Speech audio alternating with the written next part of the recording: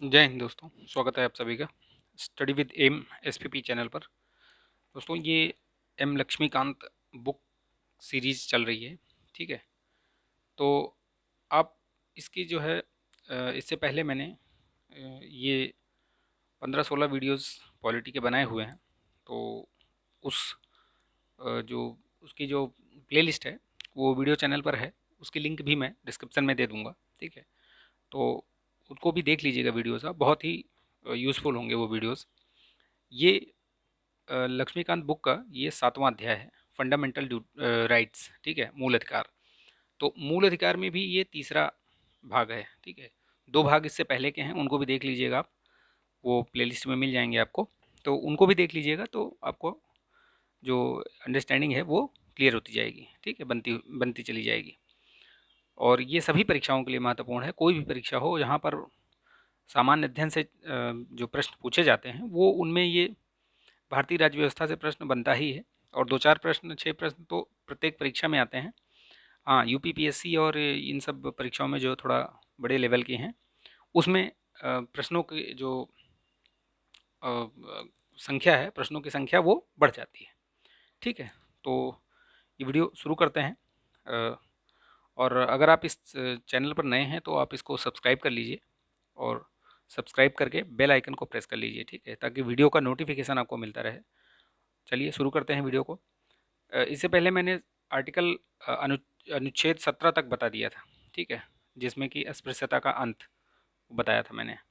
अभी जो आगे शुरुआत करते हैं वो आर्टिकल 18 से शुरू करते हैं। ठीक है, 18 से। अनुच्छेद 18 में क्या है? ये उपाधियों का अंत। ठीक है, इसके द्वारा उपाधियों का अंत किया गया है। मतलब अब आप किसी भी प्रकार की जो उपाधियां हैं, सेना की उपाधि और जो शिक्षा संबंधी उपाधि है, उसको छोड़कर, ठीक है, वो छोड़ के बाकी आप कोई भी उपाधि वैसी नहीं ले सकते। जैसे पहले अंग्रेज़ों के ज़माने में उपाधियाँ दी जाती थी। क्या दी जाती थी? जैसे रा राय राय बहादुर। ठीक है, राय बहादुर की उपाधि। और जैसे नाइटिंगेल, नाइटहुड, ये सब उपाधियाँ जो दी जाती थी, अब उन उपाधियों को आप धारण नहीं कर सकते। संविधान बनने के बाद, लागू होने के बाद, ये सब, इन उपाधियों का अंत कर दिया गया। ठीक है, समाप्त कर दिया गया। ठीक है, तो वो अनुच्छेद 18 के तहत। ठीक है, ये मेन थीम था। मैं उसमें वर्ड अक्षरशः उसको जो है नहीं पढ़ रहा हूँ। तो आप अगर पढ़ना है तो आप इसको स्क्रीनशॉट लेके पढ़ सकते हैं। वैसे मैंने जो जिस्ट था वो बता दिया आपको। ठीक है, कि कोई भी निषेध करता है कि भारत का कोई भी नागरिक जो है विदेशी राज्य से कोई उपाधि प्राप्त नहीं करेगा, विदेशों से कोई भी उपाधि नहीं लेगा वो। ठीक है, यह निषेध करता है कि राज्य, सेना या विद्या संबंधी सम्मान के सिवाय कोई अन्य उपाधि नहीं प्रदान करेगा।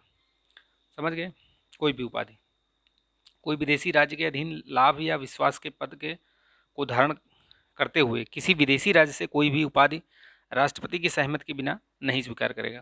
कहने का मतलब ये है कि अगर आपको कोई देश जो है कोई उपाधि या कोई पुरस्कार वो देना चाहता है, तो वो आप पहले अपने यहाँ से राष्ट्रपति की अनुमति लेंगे, उनको बताएंगे कि क्या है, क्यों है, उनकी परमिशन लेंगे, उसके बाद ही आप ले सकते हैं। ठीक है, तो वही चीज़ें यहाँ पे बताई गई हैं, तो ध्यान रखिएगा ये। ठीक है, आगे इसमें दिया गया है कि उपरोक्त प्रावधानों में यहाँ स्पष्ट किया गया है कि औपनिवेशिक राज्य के समय दिए जाने वाले वंशानुगत पद, जैसे महाराजा, राजा, राय बहादुर, राज बहादुर, राजा साहब, दीवान बहादुर, ये सब, इन सब को समाप्त कर दिया गया, जो मैंने आपको बताया। ठीक है, तो वही चीज़ यहाँ पे बताई गई है। देखिए, 1996 में उच्चतम न्यायालय ने जिन उपलब्धियों की संवैधानिक वैधता को उचित ठहराया, उनमें पद्म विभूषण, पद्म भूषण और ये पद्मश्री, ये सब दिए जाते हैं भारत सरकार द्वारा। आपको पद्म अवार्ड्स का मेरा एक वीडियो पड़ा हुआ है, आप देख लीजिएगा, बहुत महत्वपूर्ण है वो। परीक्षा से एक आध सवाल उसमें से बन जाते हैं। ठीक है, उसमें से एक आध प्रश्न आ जाता है कहीं ना कहीं। आपको जितनी भी परीक्षाएं अभी आगामी आने वाली हैं, उसमें से एक दो प्रश्न 100% फंसेगा, उसमें से आएगा, देख लीजिएगा आप। ठीक है, तो उसको देख लीजिए, वीडियो पड़ा हुआ है, उसमें पद्म अवार्ड्स पूरा बताया है मैंने, हिस्ट्री से लेकर के अभी इस वर्ष कितने लोगों को दिया गया है, तो वो सब सारी चीज़ें मैंने उसमें बहुत डिटेल से डिस्कस की है। तो वही बताया गया है कि इसमें 1996 में ये उसको सही ठहराया है। कौन से? जो ये पद्म अवार्ड्स हैं। ठीक है, न्यायालय ने कहा कि ये पुरस्कार उपाधि नहीं है। अनुच्छेद 18 में वर्णित प्रावधानों का इससे उल्लंघन नहीं होता। ठीक है, ये इस तरह से समानता के सिद्धांत के प्रतिकूल नहीं है ये। हालांकि यह भी व्यवस्था दी गई कि पुरस्कार पाने वाले के नाम के प्रत्यय या उपसर्ग के रूप में इनका इस्तेमाल नहीं होना चाहिए, अन्यथा उन्हें पुरस्कारों को त्यागना होगा। लेकिन लगाते तो हैं लोग, आज भी लगाते ही हैं। देखिए, बोलते हैं पद्मश्री अवार्ड से सम्मानित किए फला फला ऐसे करके। ठीक है, चलिए नेक्स्ट देखते हैं आगे क्या है। इन राष्ट्रीय पुरस्कारों की स्थापना कब हुई थी? ये महत्वपूर्ण है, ये क्वेश्चन पूछा गया है ये, कि राष्ट्रीय पुरस्कारों की स्थापना कब हुई थी? 1954 में। ठीक है, 1977 में मोरारजी देसाई नेतृत्व वाली जनता पार्टी ने इसका क्रम तोड़ दिया, लेकिन 1980 में फिर से इंदिरा गांधी सरकार ने इसे प्रारंभ कर दिया था। ये 1954 से दिए जा रहे हैं, याद रखिएगा। जो राष्ट्रीय पुरस्कार हैं वो कब से दिए जा रहे हैं? 1954 से। स्वतंत्रता का अधिकार, ये जो नेक्स्ट मूलाधिकार है, जो नेक्स्ट फंडामेंटल राइट्स हैं, उसमें आता है फ्रीडम राइट ऑफ, ये फ्रीडम राइट्स। ठीक है, तो अभी इसमें क्या स्वतंत्रता अधिकार में क्या है? आर्टिकल 19 से लेकर के और कहाँ तक? 19, 20, 21। ठीक है, ये 3 इसमें आते हैं। ठीक, तो ये 19 से लेकर 21 तक। आप देखिए इसमें क्या क्या अधिकार आते हैं। 19, जो अनुच्छेद 19 है वो बहुत ही व्यापक है। वो व्यापक है, व्यापक इस तरह से कि इसमें 6 उप मूल अधिकार हैं। क्या क्या हैं वो देखिए। जैसे वाक्य एवं स्वतंत्रता, अभिव्यक्ति का स्वतंत्रता। ठीक है, या आप बोलने की आज़ादी जो बोलते हैं ना, अभिव्यक्ति की आज़ादी, अभिव्यक्ति की आज़ादी, तो वो यही है आर्टिकल 19 के अंतर्गत। ये जो है आर्टिकल 19 के अंडर में ये सब आते हैं। इसी के अंडर में वो प्रेस का जो आता है, फ्रीडम ऑफ प्रेस। ठीक है, तो वो भी इसी के अंडर में आता है, वाक एवं अभिव्यक्ति की स्वतंत्रता में। शांतिपूर्वक एवं निरायुध सम्मेलन का अधिकार, आप शांतिपूर्वक और निरायुध सम्मेलन कर सकते हैं। ठीक है, ये अधिकार है आपका। संगम या संघ बना सकते हैं, सहकारी समितियां बना सकते हैं। ठीक है, सहकारी समितियां बनाने का अधिकार भी है, ये मूल अधिकार है। ठीक है, भारत के राज्य क्षेत्र में सर्वत्र अबाध संचरण करने का अधिकार। ठीक है, आप कहीं भी घूम सकते हैं। राज्य के भारत के राज्य के किसी भाग में निर्बाध घूमने और बस जाने या निवास करने का भी अधिकार है आपको। कोई भी वृत्ति, व्यापार या कारोबार का अधिकार, तो ये भी आप कर सकते हैं। कोई भी व्यापार कर सकते हैं, कोई कारोबार कर सकते हैं। ठीक, तो ये इन सब अधिकारों की बात करता है अनुच्छेद 19। ठीक है, ये अनुच्छेद में जो, इस अनुच्छेद में जो अधिकार दिए गए हैं, ये अधिकार तो है मूल अधिकार, लेकिन इन पे जो राज्य है ना, युक्ति युक्त प्रतिबंध भी लगा सकता है, ध्यान रखिएगा। ठीक है, जहाँ पर शांति व्यवस्था या कुछ ऐसी देश की अखंडता या इन सब विषयों पर कहीं भी अगर कोई आपत्तिजनक ऐसी कोई बात होती है जिससे कि शांति भंग हो, ठीक है, तो ये इन पर प्रतिबंध भी लगाया जा सकता है। आप मान लीजिए कहीं पे सम्मेलन कर रहे हैं, वहाँ पर दंगा फसाद होने का डर है या कुछ ऐसी अव्यवस्था फैलने का डर है, तो आपको सम्मेलन नहीं करने दिया जाएगा। फिर आप वहाँ ये नहीं कह सकते कि नहीं हमें अधिकार है, नहीं, वहाँ अधिकार नहीं है। तो ठीक है, ये ध्यान रखिएगा। ये सब मतलब इन पे युक्ति युक्त प्रतिबंध लगा सकता है सरकार, ये ध्यान रखिएगा आप। ये एकदम से ये नहीं कि हम नहीं, ये हमारा मूल अधिकार है तो हम करेंगे ही करेंगे, नहीं।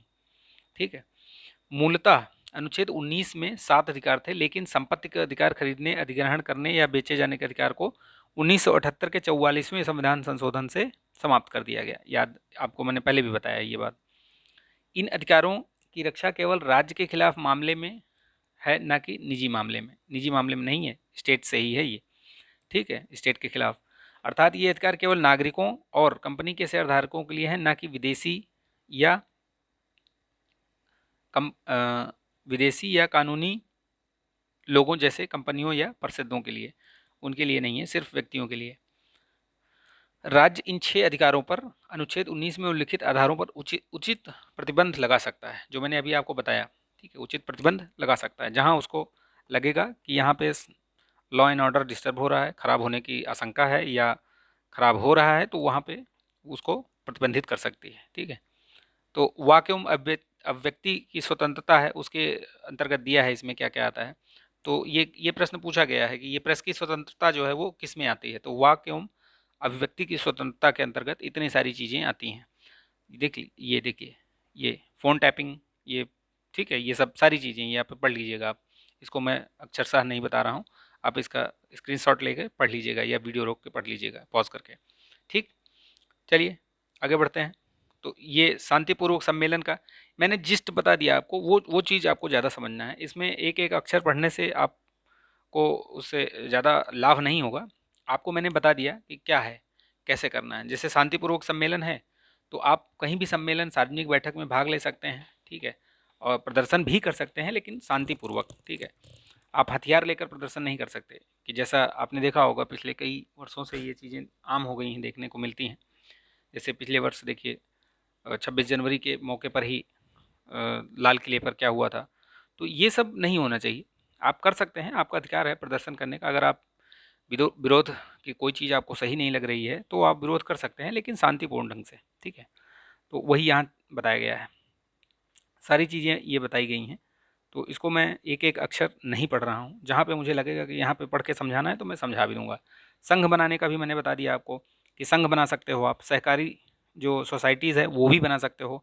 आप ये ध्यान रखिएगा, जो ये सहकारी समितियाँ बनाने का ये जो मूल अधिकार है, ये 2011 में संविधान संशोधन किया गया था।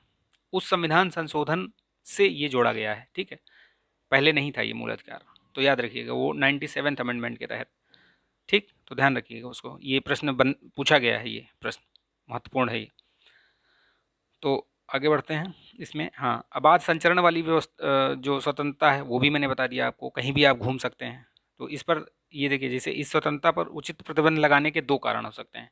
एक तो आम लोगों का हित और किसी अनुसूचित जनजाति की सुरक्षा या हित। अब आप जहाँ पे अनुसूचित जनजातियों का क्षेत्र है या वैसे प्रतिबंधित क्षेत्र है, वहाँ पे आप नहीं जा सकते हैं, ठीक है। तो वहाँ पे आप ये अधिकार बोल के कि ये हमारा मूल अधिकार का हनन हो रहा है, ये ऐसा बोल के आप वहाँ पर नहीं जा सकते हैं। तो जहाँ पर ज़रूरत है वहाँ पर सरकार उस पर प्रतिबंध लगा सकती है, ठीक है। संचरण की स्वतंत्रता के दो भाग हैं, एक आंतरिक और एक बाह्य, घूमने विदेश घूमने का अधिकार, ठीक है। तो ये भी उसमें ही दिया गया है। अनुच्छेद 19 मात्र पहले भाग की रक्षा करता है। इसमें जो पहला भाग दिया हुआ है उसी की रक्षा करता है, दूसरे की नहीं। दूसरा भाग आ जाता है फिर वो अनुच्छेद 21 में प्राण एवं दैहिक स्वतंत्रता के अधिकार में आ जाता है, जो विदेश जाने का अधिकार है ना, उसमें वो अनुच्छेद 21 में आ जाता है। ये पूछा भी गया है प्रश्न, ठीक। निवास वाला मैंने आपको बता दिया कि निवास स्थान में आप कहीं भी रह सकते हैं, कहीं भी ज़मीन ले सकते हैं, कहीं भी। तो जहाँ पे प्रतिबंधित नहीं है, जैसे कई जगहों पर है, पहले जम्मू एंड कश्मीर में भी था, अभी तो खैर वहाँ पे भी आप ज़मीन ले सकते हैं वहाँ भी जाकर। तो लेकिन कई जगह है, जैसे मेघालय में है, वहाँ पे नहीं ले सकते आप। कई जगह पे है, नॉर्थ ईस्ट में है, कई स्टेटों में, ठीक है। तो ये संचरण वाला हो गया, निवास वाला हो गया ये अधिकार। व्यवसाय आदि, व्यवसाय वाला मैंने बता दिया आपको कि आपको कोई भी व्यवसाय करना है तो आप जाके व्यवसाय कर सकते हैं, आप व्यापार कर सकते हैं वहाँ पे, किसी भी प्रकार का आपको मतलब किसी से रोक टोक नहीं होगी, ठीक। हाँ, बशर्ते कि व्यापार में आप किसी कोई ऐसी अव्यवस्था न फैला रहे हों कि आप व्यापार के बहाने जो है आप वहाँ ड्रग्स की स्मगलिंग कर रहे हों या कुछ ऐसा कर रहे हों, तो ये सब चीज़ें नहीं होनी चाहिए, ठीक है। विस्फोटक ले जा रहे हों, विस्फोटक ऐसे बेच रहे हों खुलेआम, जो जिनका उपयोग वर्जित है, तो ये सब चीज़ें फिर ऐसे व्यापार नहीं कर सकते आप, ठीक है। उस पर सरकार राज्य जो है वो प्रतिबंध लगा देगी, ठीक है। तो नेक्स्ट, अभी हमने पढ़ लिया ये स्वतंत्रता का अधिकार पढ़ लिया। इसमें स्वतंत्रता के अधिकार में आर्टिकल 19 पढ़ लिया हमने। उसमें 6 अधिकार याद रखिएगा आप, कौन कौन सा। एक तो वाक एवं अभिव्यक्ति वाला, ठीक। दूसरा संघ एवं सम्मेलन। तीसरा अबाध रूप से संचरण। चौथा निवास करना। पाँचवा ये पाँचवा व्यवसाय आदि की स्वतंत्रता, ठीक है। एक और है, एक याद रखिएगा, निवास, ये हो गया। ये बहुत महत्वपूर्ण है, इसको ध्यान रखिएगा। कई बार इसका ये पूछ लिया जाता है, इसके जो मतलब कौन सा है ये 19, 1, 2, 3 ऐसे करके। तो वाक्य एवं अभिव्यक्ति पहला हो गया, शांति एवं निरायुध सम्मेलन हो गया दूसरा, संगम एवं संघ सहकारी समिति ये हो गया तीसरा, अबाध संचरण ये हो गया चौथा, पांचवा हो गया निर्बाध घूमना, ठीक है, या बस जाने का अधिकार, जिसको निवास करने का स्थान अधिकार। और छठा हो गया वो कोई भी वृत्ति या व्यापार करने का अधिकार। तो याद रखिएगा इनका सीक्वेंस वाइज याद रखिएगा, जो क्रमशः दिए गए हैं उसी तरीके से याद रखिएगा इनको। चलिए आगे बढ़ते हैं अनुच्छेद 20 की तरफ। ठीक है, तो अनुच्छेद 20 में क्या दिया गया है, ये अपराध के लिए दोष सिद्ध के संबंध में संरक्षण। ठीक है, ये अभी जितने भी ये वाले अधिकार पढ़ा रहे हैं 19, 20, ठीक है, ये सब जो अधिकार हैं ये सिर्फ अपने नागरिकों के लिए हैं। ठीक, तो याद रखिएगा इनको, भूलिएगा नहीं। 19 तक है, 15 कौन कौन से हैं आपको याद दिलाता हूँ, मैं रिमाइंड करवाता हूँ।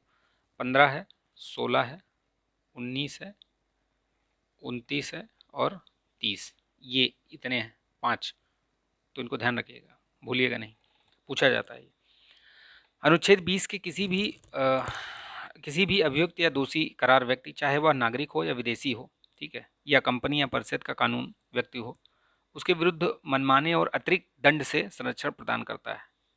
ठीक है, कहने का मतलब क्या है, कोई पूर्व पद प्रभाव कानून नहीं, यानी कोई व्यक्ति किसी व्यक्ति अपराध के लिए तब तक सिद्ध दोष नहीं ठहराया जाएगा जब तक कि उससे कोई ऐसा कार्य करने के समय जो अपराध के रूप में आरोपित हो किसी प्रवृत्ति या विधि का अतिक्रमण नहीं किया हो। कहने का मतलब कोई कार्य किया तो ऐसा नहीं कि आप उसको बाद में कोई उस पर नियम बना, कानून बना और फिर उसको आप बोलें कि नहीं आपने तो ये किया था, तो उस समय अगर कोई नियम कानून है और उसका उल्लंघन हो रहा है, उस पर उसमें वो अपराध है तो वो अपराध माना जाएगा। ठीक है, अदरवाइज नहीं माना जाएगा।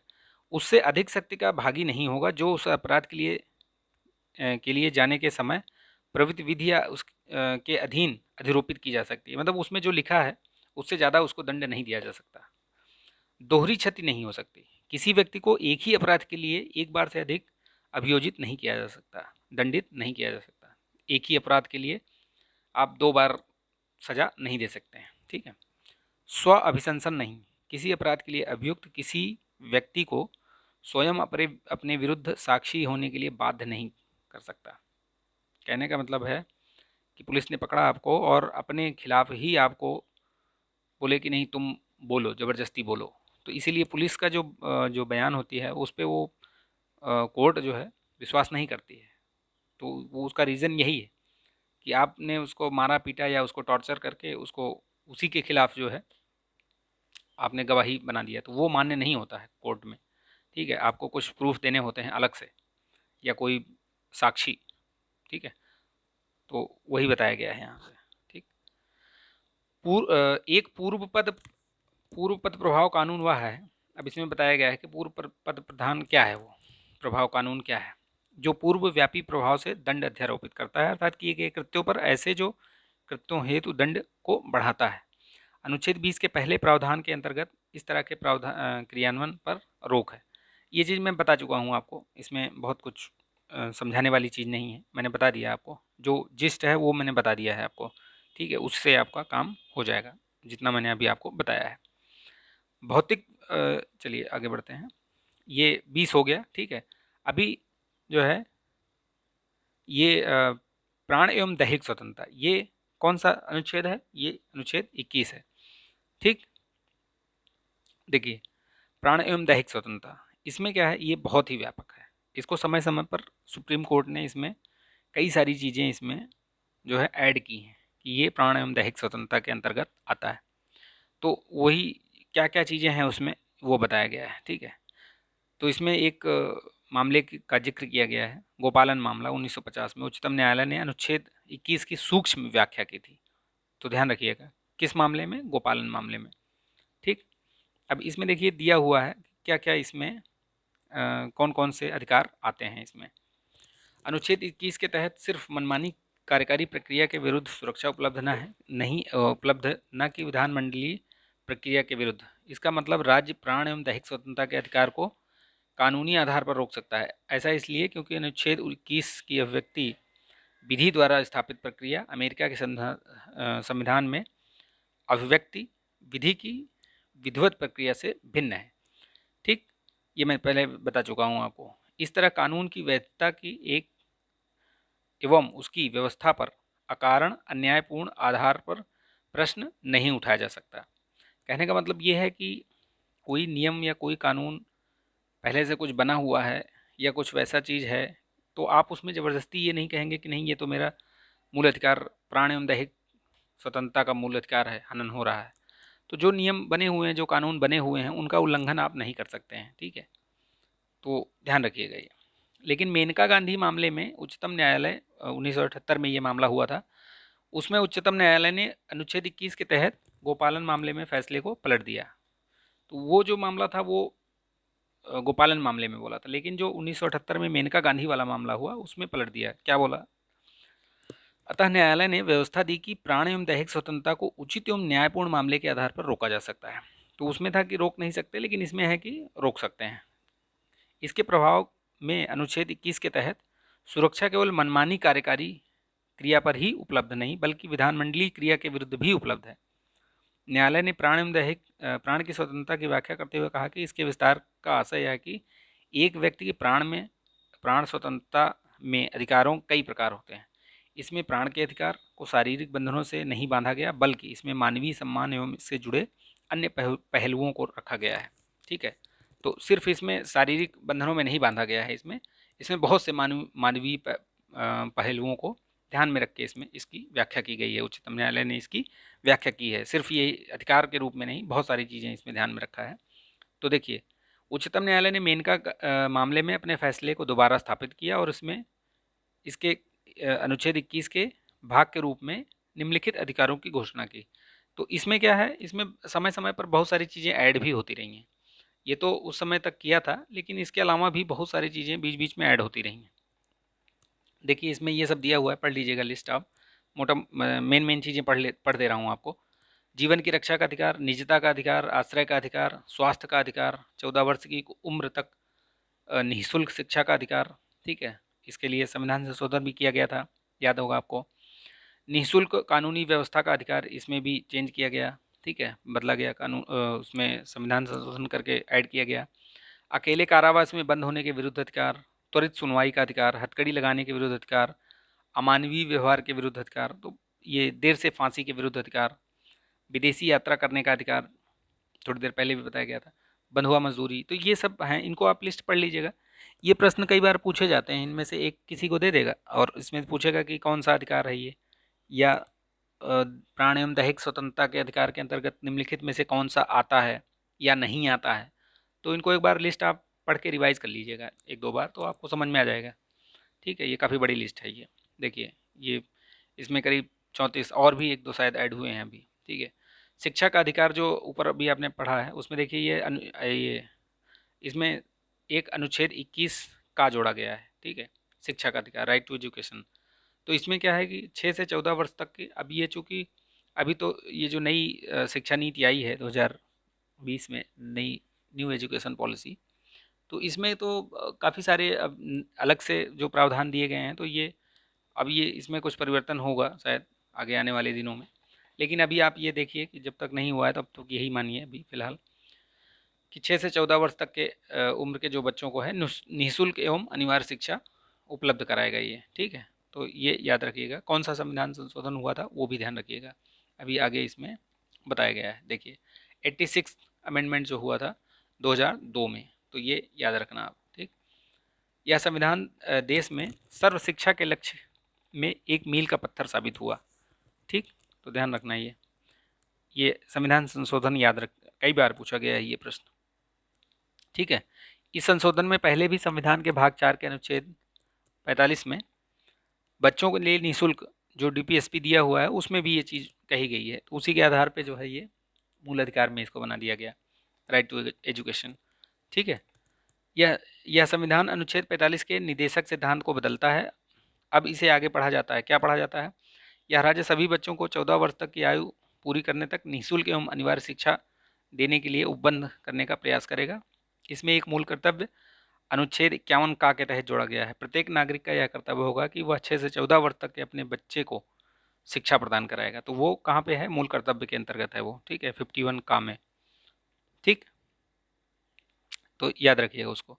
1993 में उच्चतम न्यायालय ने अनुच्छेद 21 के अंतर्गत स्वयं जीवन के अधिकार में प्राथमिक स्कूल को मूल अधिकार में, प्राथमिक शिक्षा को मूल अधिकार में जोड़ा।